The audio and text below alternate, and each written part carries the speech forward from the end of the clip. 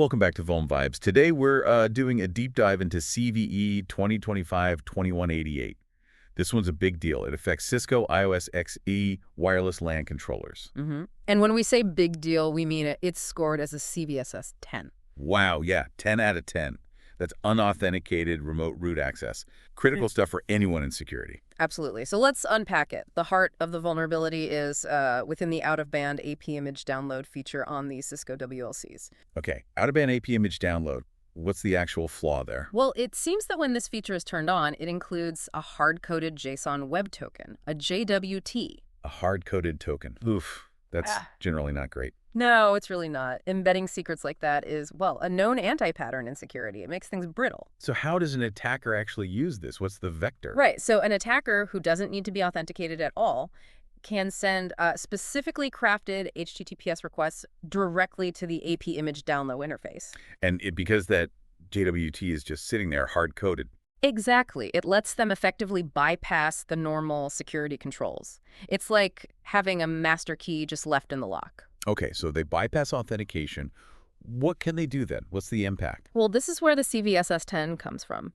Successful exploitation means the attacker can upload pretty much arbitrary files. Arbitrary files, okay. And they can perform path traversal, meaning they can navigate around the file system where they shouldn't be able to. Which ultimately leads to? Ultimately, it leads to executing arbitrary commands, and crucially, with root privileges. Root. So complete compromise of the wireless LAN controller. Total control, yeah. Now, there's a really important condition here, isn't there? Yes, absolutely critical. This out-of-band AP image download feature, it has to be enabled. It's not on by default. Correct. Cisco states it's not enabled by default.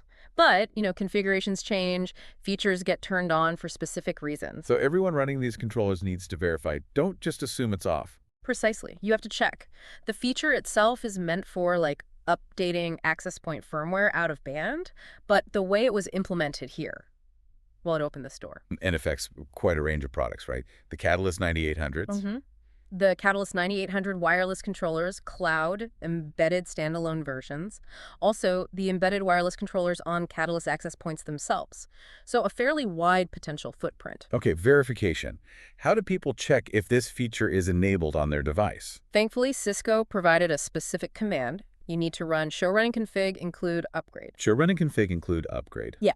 And if that command returns the line upgrade method HTTPS, then you've got a problem. Then your device is configured with the vulnerable feature enabled, and it's at risk. You need to take action. And speaking of action, are there any workarounds? Like if you can't patch immediately?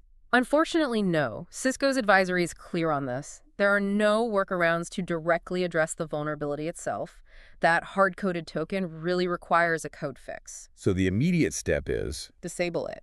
If that command shows upgrade method HTTPS, the immediate mitigation is to disable the out-of-band AP image download feature entirely. Turn it off until you can get the official updates applied. Exactly. That's the primary defense right now. And the good news is that patches are available. Yes.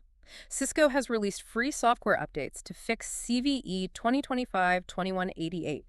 So if you have service contracts, you should go through your usual channels, TFEC, Cisco.com downloads, and get those updates deployed as soon as possible. Okay.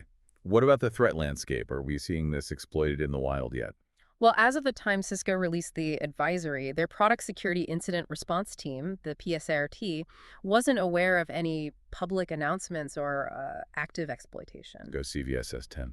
Unauthenticated remote root. But exactly. That kind of vulnerability is, extremely attractive to attackers. Just because it wasn't exploited yet doesn't mean it won't be. The potential is huge, so urgency is key. Absolutely. It really drives home the point about proactive vulnerability management, doesn't it? And just how critical timely patching is for core network infrastructure. It really does. A direct path to root on a WLC. That's a major entry point into a network. It also highlights the ongoing challenge of secure coding practices, especially around secrets management and network gear. Definitely food for thought. So for you listening, think about this in your own environment. If your WLC was compromised like this, what's the blast radius?